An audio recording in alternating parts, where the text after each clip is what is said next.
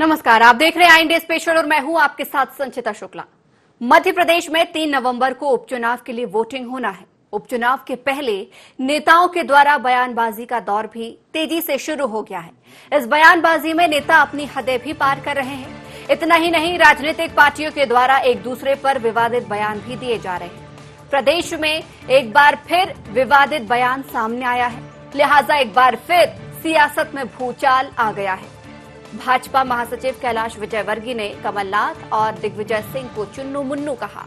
इधर कमलनाथ और दिग्विजय को चुन्नू मुन्नू कहने पर बीजेपी के राष्ट्रीय महासचिव कैलाश विजयवर्गीय पर पूर्व मंत्री सज्जन सिंह वर्मा ने पलटवार किया है। देवास पहुंचे सज्जन सिंह वर्मा ने कहा कि उन्होंने कहा कि बड़े लोगों के खिलाफ इस तरह के जुमले उछालकर लाइमलाइट में बने रहने को नेतागिरी नहीं कहते। इससे अच्छा है कि आप अपनी बाजुओं में ताकत लाओ और राजनीति करो।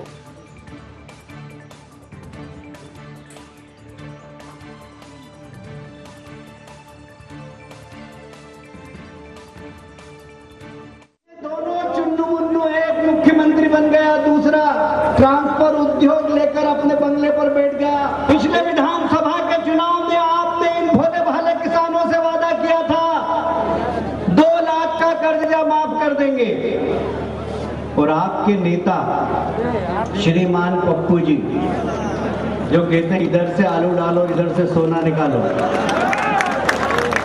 वो जब मंदसौर में आए तो उन्होंने कहा 8 दिन में अगर किसान भाइयों का 2 लाख का कर्जा माफ नहीं हुआ तो मुख्यमंत्री बदल दूंगा मैं। देखिए, जिनको आप प्यार करते हो ना तो ऐसे ही बोलना जाता है, लल्लू, चुन्नू, मुन्नू, ये तो प्यार के शब्द है। ये तो पप्पू, तो अपन जिनको प्यार करते हैं ना तो ऐसे ही बोलते हैं। तो ये बड़े प्यारे लोग हैं ये, तो इसलिए मैंने चुन्नू मुन्नू बोला।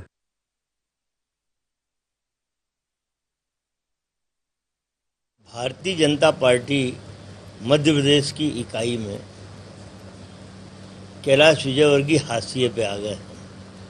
इनको कहीं पूछ परख नहीं है, ना कोई पूछ रहा है। तो ये जुमले उछालते रहते हैं, जैसे राहुल जी को पप्पू, कमलनाथ जी और दिग्विजय सिंह को चुन्नू मुन्नू। मेरा ये कहना है, 9 बार सांसद रह चुके हैं कमलनाथ जी, बहुत सीनियर लीडर है। तू तो 9 बार विधायक का है, तू 10 जन्म ले ले तो 9 बार सांसद नहीं बन सकता। तो बड़े लोगों के खिलाफ इस तरह के जुमले उछाल के लाइमलाइट में बने रहना, ये इसको नेतागिरी नहीं बोलते हैं।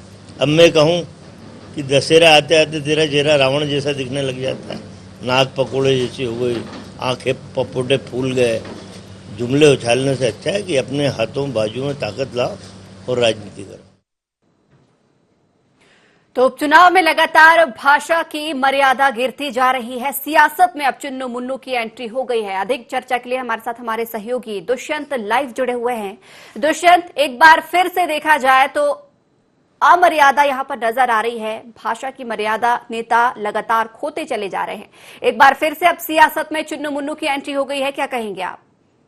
बिल्कुल, देखिए, मध्य प्रदेश की सियासत में एक बार फिर से देखिए मर्यादाओं को लांघते हुए बयानबाजी जो है वो कहीं ना कहीं देखने को मिल रही है। पहले मुख्यमंत्री शिवराज सिंह चौहान पर कहीं ना कहीं टिप्पणी की गई और फिर टिप्पणी के बाद बीजेपी ने उसका जवाब दिया।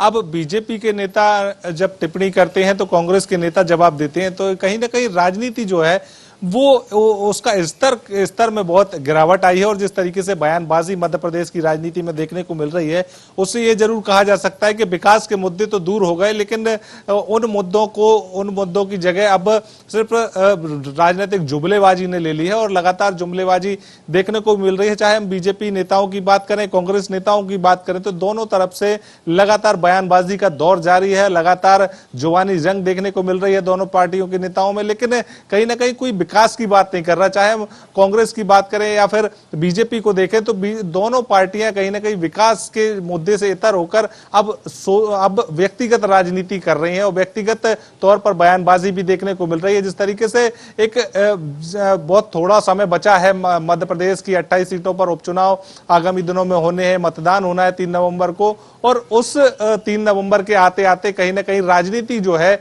वो विकास के मुद्दों से भटक कर कहीं ना कहीं अब व्यक्तिगत जो हमले हैं उन पर पहुंच गई है। और आगामी समय में किस तरीके के स्तर पर बयानबाजी होगी ये तो खैर आने वाला समय बताएगा, लेकिन ये जरूर है कि राजनीतिक दल ये मर्यादाएं भूल गए हैं कि वो उनको किस तरीके की बयानबाजी करना चाहिए, क्योंकि लगातार जनता इन सब बयानबाजी को देख रही है, समझ रही है और गंभीरता से इस पर विचार भी कर रही है, क्योंकि आगामी दिनों में जनता अपनी भूमिका निभाएगी और जब जनता अपनी भूमिका निभाएगी तो कहीं ना कहीं राजनीतिक पार्टियों को इसका परिणाम और खामियाजा भुगतना पड़ सकता है। संचिता, देखने में यह आता है कि लगातार चाहे कांग्रेस की बात करें या बीजेपी की बात करें तो दोनों दल ये सिर्फ चुनावी राजनीति ही कर रहे हैं, क्योंकि मध्य प्रदेश में दोनों पार्टियों को ज्यादा से ज्यादा सीटें जीतनी है और सीटें जीतने के लिए हर संभव वो प्रयास कर रहे हैं, हर संभव वो बयान दिए जा रहे हैं जिससे उनको फायदा हो सके और आप विपक्षी दल को नुकसान हो। तो कहीं ना कहीं कोशिश है और यही बयानबाजी की राजनीति है जो एक दूसरे को नीचा दिखाने की कोशिश की जा रही है और नीचा दिखाने के साथ साथ वोट बटोरने की कवायद भी दोनों पार्टियों की तरफ से की जा रही है। बिल्कुल दुष्यंत, यहाँ पर वोट बटोरने की कवायद तो की जा रही है, लेकिन जो गंभीर मुद्दे हैं वो गायब होते हुए नजर आ रहे हैं। जैसा कि अभी आपने भी इस बात को स्वीकार किया है, कहा है ये समय है कि विकास की बातें करने का और अपने ऊपर विश्वास दिलवाने का। ऐसे में जुबानी तीर यहाँ पर देखने को मिल रहे हैं, एक दूसरे के ऊपर अभद्र टिप्पणियां की जा रही हैं, अभद्र भाषा का प्रयोग किया जा रहा है। लेकिन ये दोनों ही पार्टियां इस बात की भी गवाह हैं कि जब जब इस तरीके से बयानबाजियां सामने आई हैं जनता ने उन्हें सबक सिखाया है। ऐसे में अगर अभी भी मर्यादा नहीं रखी गई भाषा में तो क्या इसका खामियाजा दोनों ही पार्टियों को भुगतना पड़ सकता है? बिल्कुल भुगतना पड़ सकता है। और जिस तरीके से जो चुनाव है, चुनाव में ज्यादातर जो मतदाता हैं वो इस बात को लेकर गंभीरता से सोच रहे हैं और इस पर गंभीरता से विचार भी किया जा रहा है कि किस तरीके की बयानबाजी, जो स्तरहीन बयानबाजी जो देखने को मिल रही है, चाहे हम मुख्यमंत्री के खिलाफ करें या फिर पूर्व मुख्यमंत्री के खिलाफ की बात करें, तो दोनों तरफ से राजनीतिक जो बाण है वो छोड़े जा रहे हैं और लगातार कोशिश यही की जा रही है कि किसको कैसे नीचे दिखाया जाए, अपनी राजनीति चमकाई जाए और जनता को कहीं ना कहीं इस तरीके से गुमराह किया जाए कि जनता अपने हमारी तरफ में वोट कर दे। तो अब देखना यह है कि जनता किस तरफ करवट लेगी, लेकिन यह जरूर है कि जनता पूरी तरीके से विचार कर रही है और जो 28 विधानसभा के उपचुनाव होने हैं उनमें जब मतदान होगा उस मतदान में भूमिका निभाएगी जनता। और जनता जब भूमिका निभाएगी तो वो किस तरह से निभाएगी ये तो खैर 10 नवंबर को ही साफ हो पाएगा, लेकिन यह जरूर है कि उससे पहले जब जनता वोट करेगी तो जनता ये बात को लेकर भी वोट करेगी कि पूरे चुनाव में जब एक महीने दोनों पार्टियों ने प्रचार किया तो प्रचार के दौरान विकास के मुद्दे को इतर कर दिया गया, वहीं दूसरे मुद्दों को या राजनीतिक या व्यक्तिगत मुद्दों को उछाला गया ताकि ज्यादा से ज्यादा वोट मिल सके। तो व्यक्तिगत मुद्दों से दूर हटकर अगर राजनीतिक पार्टियां जो हैं वो अगर विकास की बात करें, बिजली बिल की बात करें, कृषि की बात करें या फिर अन्य मुद्दों की बात कर लें तो उनको ज्यादा फायदा होगा, ना कि व्यक्तिगत हमले करने से। तो अब राजनीतिक पार्टियों को भी अपनी जिम्मेदारी समझना होगा और इस बात को भी उनको गंभीरता से सोचना होगा, विचार करना होगा कि क्या इस तरीके के विकास के मुद्दे अगर दरकिनार कर दिए जाएंगे तो क्या मध्य प्रदेश की जो समृद्धशाली वैभवशाली इतिहास जो रहा है उस इतिहास को आगे बढ़ाया जा सकेगा? क्या मध्य प्रदेश को एक स्वर्णिम मध्य प्रदेश की जो संज्ञा देने की बात सरकारें करती आई हैं तो क्या स्वर्णिम मध्य प्रदेश बनाया जा सकेगा? तो तमाम सारी बातें संचिता और तमाम सारी बातों को लेकर राजनीतिक पार्टियों को भी, उनके नेताओं को भी विचार करना होगा कि इस तरीके की स्तरहीन राजनीति से दूर हटकर अगर वो राजनीति विकास की करेंगे तो ज्यादा जनता उनके सपोर्ट करेगी, ना कि व्यक्तिगत राजनीति से। बिल्कुल दुष्यंत, सबसे पहले बयानबाजियां यहाँ पर दोनों ही पार्टियों की शुरू हुई थी, उसके बाद ऑडियो वीडियो का वायरल, यहाँ पर ऑडियो वीडियो देखने को मिली, फिर पोस्टर वॉर भी सामने आया। अब लेकिन जो कि भाषा है वो अमर्यादित स्तर पर पहुंच गई है। क्या लगता है आपको, अभी यहाँ पर ये लोग थमेंगे या मर्यादा का स्तर और भी निचले स्तर पर चला जाएगा? बिल्कुल, अभी तो देखिए शुरुआत हुई है, बयानबाजी की शुरुआत है और जुबानी जंग जो है वो अभी और बढ़ेगी और इस हद तक जाएगी कि राजनीति की पराकाष्ठा हो सके। और अब जब पराकाष्ठा पर ये पूरी चीजें पहुंचेंगी तो ये बात को समझा जाए कि जनता इस पूरे मसले को लेकर किस तरीके से देखेगी और जनता जब अपनी भूमिका निभाएगी तो राजनीतिक पार्टियों के हालात क्या होंगे और राजनीतिक पार्टियां कहां नजर आएंगी ये भी देखना होगा। लेकिन जब जनता लगातार जनता के बीच में पहुंचकर लगातार व्यक्तिगत बयानबाजी बयानबाजी करना और व्यक्तिगत बयानबाजी के साथ साथ विकास के मुद्दों को दरकिनार करना, ये राजनीतिक पार्टियों की भूल हो सकती है। क्योंकि आगामी दिनों में जब चुनाव के लिए मतदान होंगे, जनता मतदान करेगी, तो उस दौरान जनता ये भी ध्यान में रखेगी, इस बात को भी सोचेगी कि किस तरीके से राजनीतिक दलों के जो जनप्रतिनिधि उनके बीच में पहुंचे थे, उन्होंने जनता के मुद्दों को कितना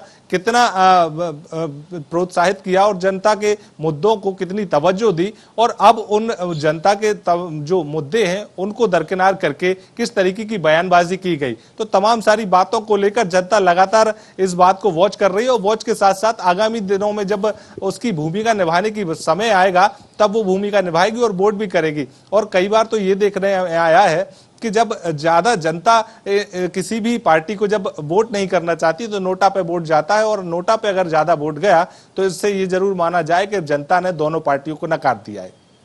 लेकिन दुष्यंत, जिस तरीके से ये बयानबाजियां शुरू कर रहे हैं और व्यक्तिगत टिप्पणी की जा रही है, कभी किसी को कालनेमी राक्षस बुलाया जा रहा है, किसी को गरीब कहा जा रहा है, अब चुन्नू मुन्नू की एंट्री हुई है लगातार इस तरीके की, लेकिन दोनों ही पार्टियां इस तरीके की बयानबाजी से भी पीछे नहीं हट रही हैं और आरोप भी यही लगा रही हैं कि दोनों ही पार्टियां लाइमलाइट में बने रहने के लिए ये दोनों ही पार्टियां एक दूसरे पर इस तरीके की टिप्पणियां कर रही हैं। तो लाइमलाइट में रहने के लिए मुझे लगता है कि दूसरे भी अन्य मुद्दे हैं जिन्हें भुनाया जा सकता है किसी पर व्यक्तिगत टिप्पणी के लिए। क्या लगता है कि या वाकई ये लाइमलाइट में बने रहने के लिए दोनों ही पार्टियां एक दूसरे पर इस तरीके की जुबानी तीर छोड़ रही हैं?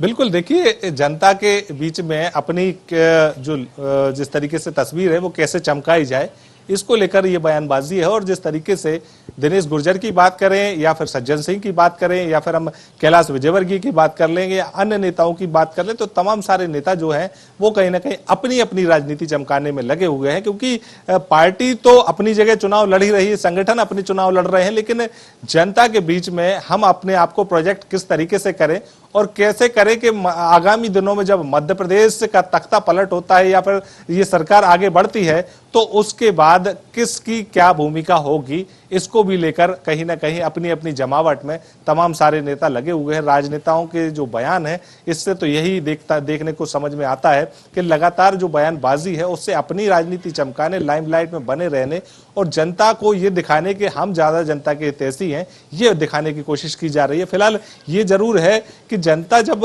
इस पूरे मसले पर सोचेगी, विचार करेगी, तब कुछ होगा। लेकिन जो राजनेता है, बिल्कुल दुष्यंत, यहाँ पर मैं आपको रोकना चाहूंगी। इस वक्त हमारे साथ फोन लाइन में बीजेपी प्रवक्ता उमेश शर्मा जी जुड़े हुए हैं। उमेश जी, लगातार बयानबाजी दोनोों ही पार्टियों की तरफ से की जा रही है, लेकिन अब क्या वजह आ पड़ी है कि जो भाषा है वो धीरे धीरे अमर्यादित होती जा रही है? चाहे आपकी पार्टी की बात किया जाए या विपक्ष की बात की जाए, दोनों ही भाषाओं की मर्यादा अब धीरे धीरे खोती जा रही है।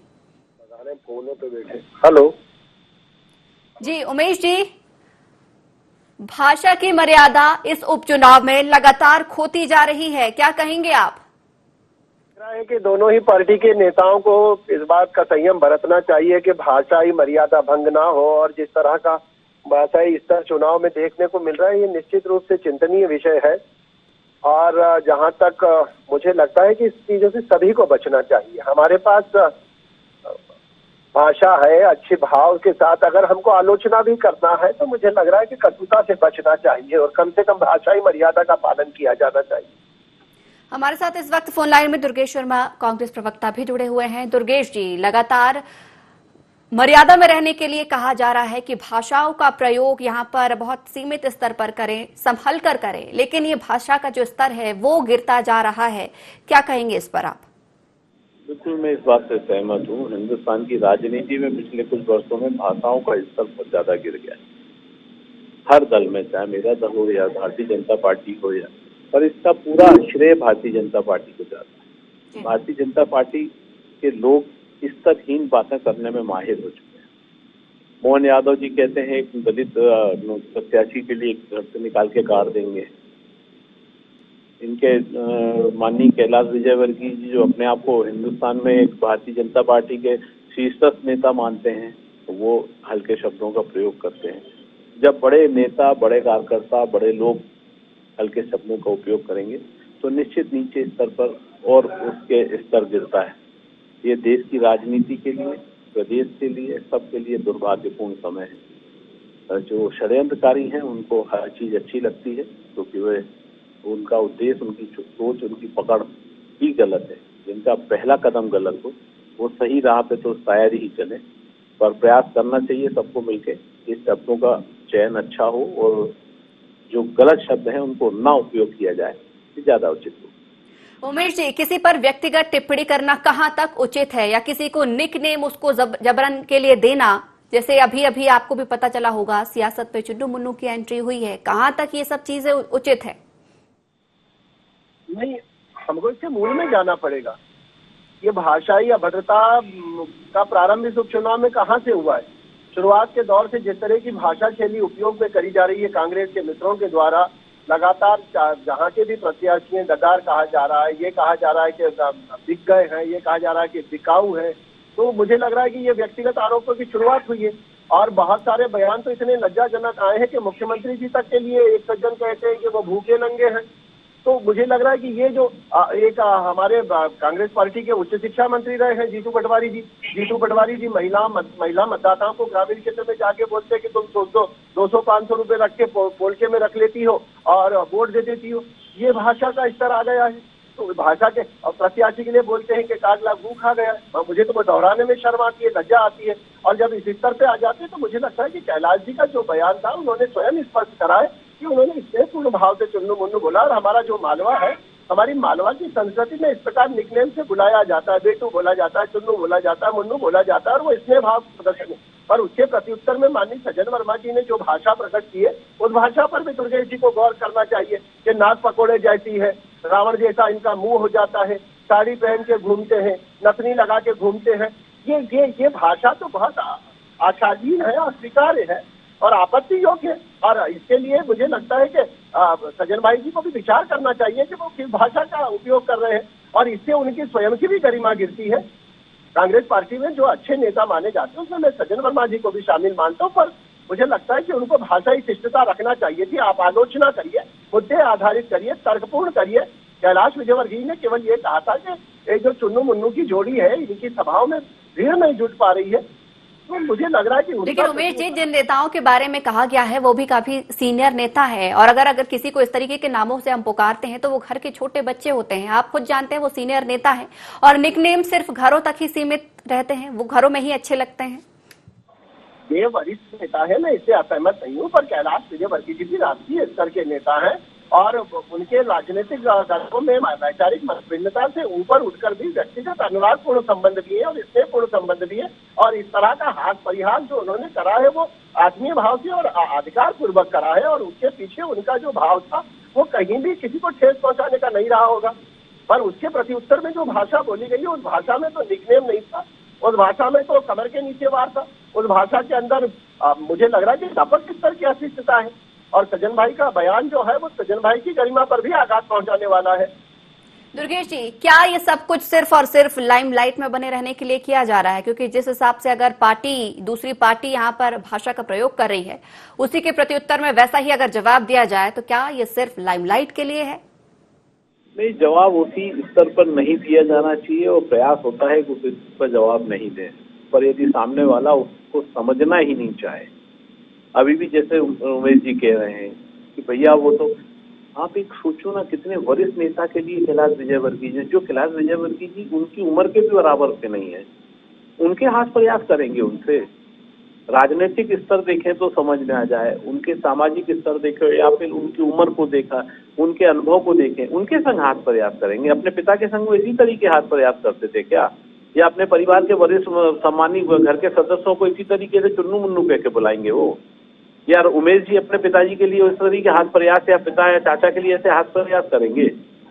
ये क्या शब्दावली है? और फिर उसके बाद में अपेक्षा कर रहे हैं। उत्तर में जवाब दिया गया वो भी बिल्कुल उचित नहीं है, क्योंकि अगर किसी के चेहरे के बारे में या किसी की फिजिक के बारे में इस तरीके से टिप्पणी किया जाए तो मुझे नहीं लगता कि ये भी उचित होना चाहिए। बात से सहमत हूँ, पर यदि किसी व्यक्ति को भाषा शैली वही समझ में आती हो तो उसको समझाएं कैसे? यदि कोई को आदत पड़ गई है कि जब तक पुलिस के 2 लठ नहीं पड़े वो नहीं सुधरेगा, किसी में 2 जूते नहीं पड़े वो नहीं सुधरेगा, किसी को यदि अपशब्दों का प्रयोग नहीं करो जब तक वो नहीं सुधरेगा, तो क्या करेगा इंसान? करना तो वही पड़ेगा ना जैसे वो सुधरेगा या जैसे उसको समझ में आए। जैसी जिसकी बोली, जैसी जिसकी भाषा समझ में आती है उसको वैसे ही जवाब देना पड़ेगा। और जिसने देश की लोकतांत्रिक व्यवस्था, जैसे उमेश जी कह रहे थे, इन्होंने लोकतांत्रिक व्यवस्था मध्य प्रदेश में खंडित नहीं करी क्या? क्या लोगों को खरीद फरोख्त नहीं करी? क्या 14 ऐसे लोगों को जो मंत्री विधायक नहीं है मंत्री नहीं बनाया है? क्या हिंदुस्तान के इतिहास में ऐसा कभी हुआ है कि 14 ऐसे लोग मंत्री बना दिए जाएं? ऐसे लोगों को जिनका कोई राजनीतिक आज ऐसा पद नहीं, ऐसा कद नहीं है, उनको उनके साथ में जिस तरीके का ये आज लेकिन दुर्गेश जी, जो मुख्य मुद्दे हैं, चुनाव के जो मुख्य मुद्दे हैं, वो तो अब इस जुबानी तीर से गायब होते चले जा रहे हैं ना। अगर हम विकास की बातें लगातार कर रहे हैं, आप भी सरकार को सवालों के घेरे में लगातार अगर किसी भी मुद्दे को लेकर उठा रहे हैं, घेरे में खड़े कर रहे हैं, लेकिन अब वो मुद्दे, विकास की बातें गायब होती चली जा रही हैं। बिल्कुल सही कह रही हैं आप कि भारतीय जनता पार्टी पूरा ये प्रयास कर रही है कि जो मुद्दे या जो वचन पत्र या जो हम सवाल लेके आए हैं उनसे वो भागें। सबसे पहला पूरा सवाल है जो लोकतांत्रिक व्यवस्था को खरीद फरोख्त करी है, जो लोकतंत्र को खंडित किया है, सबसे पहला सवाल है, सबसे बड़ी सवाल है। देश की एक ताकत सबसे बड़ी, और फिर वो ताकत जो मेरे और आपके मत की ताकत है, जिसको गुप्त मतदान के रूप में हम किसी को बता नहीं सकते। ठीक है, आखिरी सवाल मेरा उमेश जी से। उमेश जी, पार्टी अब बयान के जवाब देते देते बयानबाजी में इतना उलझ गई है कि ये विकास के जो मुख्य मुद्दे थे, जो मुख्य बिंदु थे, वो अब गायब नजर आने लगे हैं। नहीं, हम विकास आधारित मुद्दों से मात्र भी पीछे नहीं हटे हैं और भारतीय जनता पार्टी का जो पूरा चुनाव है वो इसी बात पर केंद्रित है कि जिन भी संबंधित विधानसभाओं में चुनाव हो रहा है वहां के विकास के मुद्दों को प्राथमिकता पर रखा जाए। और हमारा जो मुद्दा है वो मुद्दा ये भी है कि जो सरकार 100 वचन पत्र देकर आई थी और वचन भंग की दोषी बनी है, और वचन भंग की दोषी बनी है इसलिए वो सरकार का पतन हुआ है। उसमें भारतीय जनता पार्टी की अपनी कोई भूमिका नहीं थी, कांग्रेस पार्टी का अपना अंतरकला था। कांग्रेस पार्टी के अंदर असंतोष व्यापक तौर पर उतरा था और ज्योतिरादित्य सिंधिया जी ने जो लड़ाई लड़ी थी इस बात पर लड़ी थी कि जो वचन कांग्रेस पार्टी ने दिए थे और उन वचनों के लिए ज्योतिरादित्य सिंधिया जी ने जनता के बीच में स्वयं की प्रतिष्ठा को दांव पर लगाकर वोट मांगा था कि हाँ आप मेरी सरकार बनाइए और मेरी सरकार बनेगी, कमलनाथ जी की सरकार बनेगी। चलिए, आप दोनों मेहमानों का बहुत बहुत धन्यवाद हमारे साथ जुड़ने के लिए। सहयोगी दुष्यंत लगातार लाइव हमारे साथ जुड़े हुए हैं। दुष्यंत, अभी आपने दोनों ही पार्टियों की बातें सुनी, अभी भी मान प्रतिष्ठा की बात तो की जा रही है, लेकिन मान प्रतिष्ठा किसी भी पार्टी के द्वारा नहीं रखी जा रही है। बिल्कुल, देखिए, तमाम सारी बातें कही जाती हैं, तमाम सारे बयान दिए जाते हैं, लेकिन एक दूसरे का सम्मान करना अभी तक राजनीतिक दलों को नहीं आया है। और लगातार कोशिश तमाम सारी बातों को लेकर, सम्मान पाने की बात तो सभी करते हैं लेकिन सम्मान देने की बात कोई भी नहीं करता। जनता की बात करें, चाहे हम किसी भी जनप्रतिनिधि की बात करें या फिर अधिकारियों की बात करें, तो हर संभव प्रयास सबका ये रहता है कि सम्मान उनको मिले, लेकिन सम्मान कोई किसी को देना नहीं चाहता। अगर राजनीतिक पार्टियां इस बात को समझ लें कि एक दूसरे को सम्मान देने से राजनीति का स्तर जो है वो उच्च स्तर पर पहुंचेगा, अच्छा होगा तो राजनीति के लिए, तो वो राजनीति एक की पॉजिटिव पॉइंट हो जाएंगे और जनता के बीच में उनकी छवि भी अच्छी बनेगी। और अगर जो प्रयास है जनता के बीच में जाकर इस तरह की बयानबाजी को लेकर राजनीतिक पार्टियां जो कर रही हैं, अगर वो पॉजिटिव वे में सोचते हैं और पॉजिटिव तरीके से जाते हैं जनता के बीच में, विकास की बात करते हैं, तो जनता उनको ज्यादा पसंद करेगी और उनकी पार्टी की सरकार भी बनेगी। लेकिन कहीं ना कहीं विकास के मुद्दों को दरकिनार करके पार्टियां अपने मुद्दों को, अपने एजेंडों को जनता पर थोपती हुई नजर आ रही हैं। बिल्कुल दुष्यंत, कहीं ना कहीं अगर इन मुद्दों को गायब किया जा रहा है तो जनता भी जवाब देने के लिए पूरी तरीके से तैयार नजर आ रही है। बहुत बहुत शुक्रिया हमारे साथ जुड़ने के लिए, तमाम जानकारी हमारे साथ साझा करने के लिए। तो उपचुनाव नजदीक है, ऐसे में बयानों का दौर भी तेजी से बढ़ते जा रहा है, जुबानी तीर अब नजर आ रहे हैं, लेकिन जो विकास के मुख्य बिंदु हैं वो अब गायब नजर आ रहे हैं और एक दूसरे पर दोनों ही पार्टियां अभद्र टिप्पणियां करने से नहीं चूक रही हैं। मान मर्यादा प्रतिष्ठा की बातें तो दोनों ही पार्टियां एक दूसरे से कर रही हैं, लेकिन मान मर्यादा प्रतिष्ठा में एक भी पार्टी फिलहाल नजर नहीं आ रही है। उपचुनाव में भाषा की मर्यादा लगातार गिर रही है, लेकिन जनता ने जब जब मर्यादा यहां पर गिरी है, जनता ने सबक जरूर सिखाया है। तो IND स्पेशल में फिलहाल इतना ही। आप बने रहिए IND 24 के साथ।